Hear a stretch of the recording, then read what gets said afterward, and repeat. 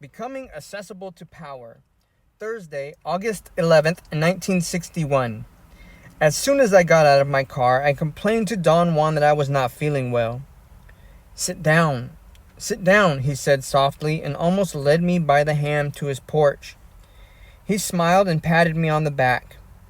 2 weeks before, on August 4th, Don Juan, as he had said, changed his tactics with me and allowed me to ingest some peyote buttons. During the height of my hallucinatory experience, I played with the dog that lived in the house where the peyote session took place. Don Juan interpreted my interaction with the dog as a very special event. He contended that at moments of power, such as the one I had been living then, the world of ordinary affairs did not exist, and nothing could be taken for granted, that the dog was not really a dog, but the incarnation of Mescalito, the power or deity contained in peyote. The post-effects of that experience were a general sense of fatigue and melancholy, plus the incidence of exceptionally vivid dreams and nightmares. "Where's your writing gear?" Don Juan asked as I sat down on the porch. I had left my notebooks in my car. Don Juan walked back to the car and carefully pulled out my briefcase and brought it to my side. He asked if I usually carried my briefcase when I walked, and I said I did. "That's madness," he said. "I've told you never to carry anything in your hands when you walk. Get a knapsack." I laughed. The idea of carrying my notes in a knapsack was ludicrous. I told him that ordinarily I wore a suit, and a knapsack over a three-piece suit would be a preposterous sight. "Put your coat on over the knapsack," he said. "It's better that people think you're a hunchback than to ruin your body carrying all this around." He urged me to get out my notebook and write. He seemed to be making a deliberate effort to put me at ease. I complained again about the feeling of physical discomfort and the strange sense of unhappiness I was experiencing. Don Juan laughed and said, "You're beginning to learn." We then had a long conversation. He said that Mescalito, by allowing me to play with him, had pointed me out as a chosen man, and that although he was baffled by the omen because I was not an Indian, he was going to pass on to me some secret knowledge. He said that he had had a benefactor himself who taught him how to become a man of knowledge. I sensed that something dreadful was about to happen. The revelation that I was his chosen man, plus the unquestionable strangeness of his ways, and the devastating effect that peyote had had on me, created a state of unbearable apprehension and indecision. Don Juan disregarded my feelings and recommended that I should only think of the wonder of Mescalito playing with me. "Think about nothing else," he said. "The rest will come to you of itself." He stood up and patted me gently on the head and said in a very soft voice, "I am going to teach you how to become a warrior in the same manner I have taught you how to hunt. I must warn you, though, learning how to hunt has not made you into a hunter, nor will learning how to become a warrior make you one." I experienced a sense of frustration, a physical discomfort that bordered on anguish. I complained about the vivid dreams and nightmares I was having. He seemed to deliberate for a moment and sat down again. "They're weird dreams," I said. "You've always had weird dreams," he retorted. "I'm telling you, this time they are truly more weird than anything I've ever had." "Don't concern yourself. They are only dreams. Like the dreams of any ordinary dreamer, they don't have power. So what's the use of worrying about them or talking about them?" "They bother me, Don Juan. Isn't there anything I can do to stop them?" "Nothing. Let them pass," he said. "Now it's time for you to become accessible to power, and you are going to begin by tackling dreaming." The tone of voice he used when he said dreaming made me think that he was using the word in a very particular fashion. I was pondering about a proper question to ask when he began to talk again. "I've never told you about dreaming because until now I was only concerned with teaching you how to be a hunter," he said. "A hunter is not concerned with the manipulation of power. Therefore, his dreams are only dreams. They might be poignant, but they are not dreaming. A warrior, on the other hand, seeks power. And one of the avenues to power is dreaming. You may say that the difference between a hunter and a warrior is that a warrior is on his way to power, while a hunter knows nothing or very little about it. The decision as to who can be a warrior and who can only be a hunter is not up to us. That decision is in the realm of the powers that guide men. That's why your playing with Mescalito was such an important omen. Those forces guided you to me.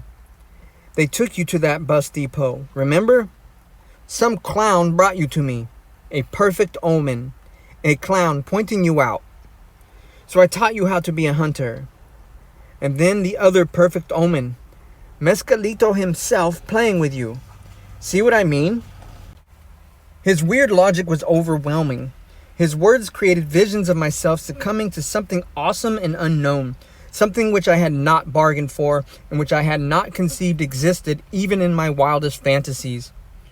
What do you propose I should do? I asked. Become accessible to power. Tackle your dreams, he replied. You call them dreams because you have no power. A warrior, being a man who seeks power, doesn't call them dreams. He calls them real. You mean he takes his dreams as being reality? He doesn't take anything as being anything else. What you call dreams are real for a warrior. You must understand that a warrior is not a fool. A warrior is an immaculate hunter who hunts power. He's not drunk or crazed, and he has neither the time nor the disposition to bluff or to lie to himself or to make a wrong move. The stakes are too high for that. The stakes are his trimmed, orderly life, which he has taken so long to tighten and perfect. He is not going to throw that away by making some stupid miscalculation, by taking something for being something else. Dreaming is real for a warrior because in it he can act deliberately. He can choose and reject. He can select from a variety of items those which lead to power, and then he can manipulate them and use them, while in an ordinary dream he cannot act deliberately. Do you mean then, Don Juan, that dreaming is real? Of course it is real. As real as what we are doing now? If you want to compare things, I can say that it is perhaps more real. In dreaming you have power. You can change things. You may find out countless concealed facts. You can control whatever you want. Don Juan's premises always had appealed to me at a certain level.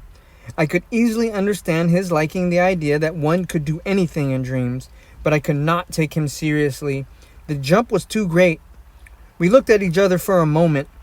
His statements were insane, and yet he was, to the best of my knowledge, one of the most level-headed men I had ever met.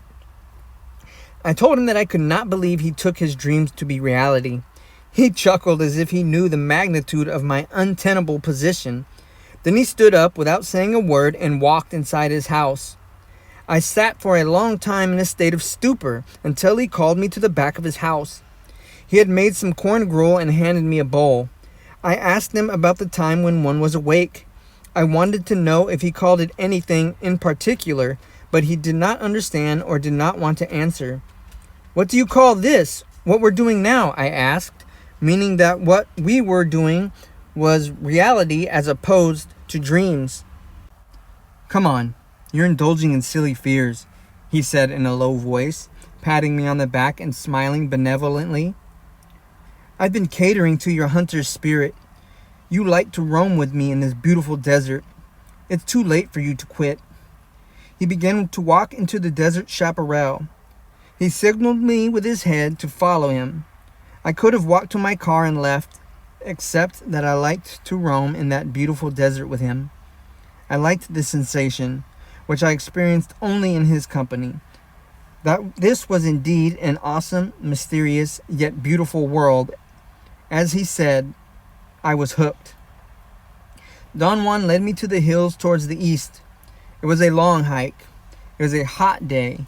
The heat, however, which ordinarily would have been unbearable to me, was somehow unnoticeable. We walked for quite a distance into a canyon until Don Juan came to a halt and sat down in the shade of some boulders. I took some crackers out of my knapsack, but he told me not to bother with them. He said that I should sit in a prominent place. He pointed to a single almost round boulder 10 or 15 feet away and helped me climb to the top.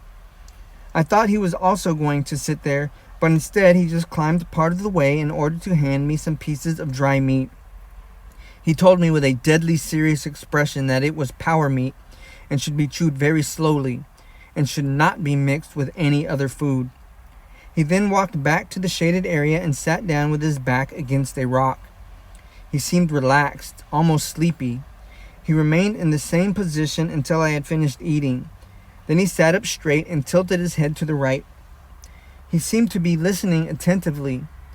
He glanced at me 2 or 3 times, stood up abruptly, and began to scan the surroundings with his eyes the way a hunter would do. I automatically froze on the spot and only moved my eyes in order to follow his movements. Very carefully he stepped behind some rocks, as if he were expecting game to come into the area where we were. I realized then that we were in a round, cove-like bend in the dry water canyon, surrounded by sandstone boulders.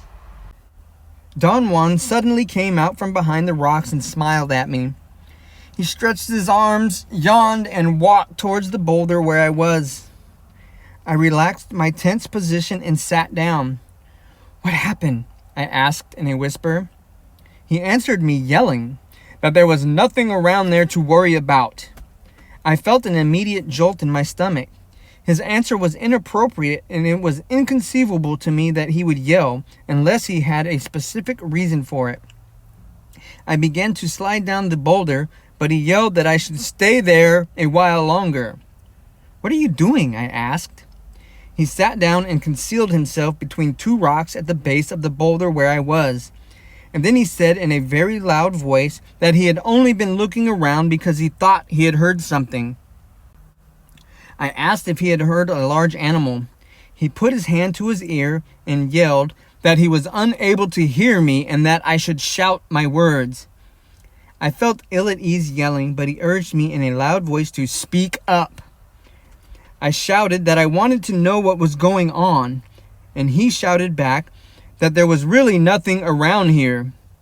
He yelled, asking if I could see anything unusual from the top of the boulder. I said no, and he asked me to describe to him the terrain towards the south. We shouted back and forth for a while, and then he signaled me to come down. I joined him, and he whispered in my ear that the yelling was necessary to make our presence known, because I had to make myself accessible to the power of that specific waterhole. I looked around, but could not see the waterhole. He pointed that we were standing on it. "There's water here," he said in a whisper, "and also power. There's a spirit here, and we have to lure it out. Perhaps it will come after you." I wanted to know more about the alleged spirit, but he insisted on total silence. He advised me to stay perfectly still and not let out a whisper or make the slightest movement to betray our presence. Apparently, it was easy for him to remain in complete immobility for hours. For me, however, it was sheer torture. My legs fell asleep, my back ached, and tension built up around my neck and shoulders. My entire body became numb and cold. I was in great discomfort when Don Juan finally stood up. He just sprung to his feet and extended his hand to me to help me stand up. As I was trying to stretch my legs, I realized the inconceivable easiness with which Don Juan had jumped up after hours of immobility. It took quite some time for my muscles to regain the elasticity needed for walking. Don Juan headed back for the house. He walked extremely slowly. He set up a length of 3 paces as the distance I should observe and following him.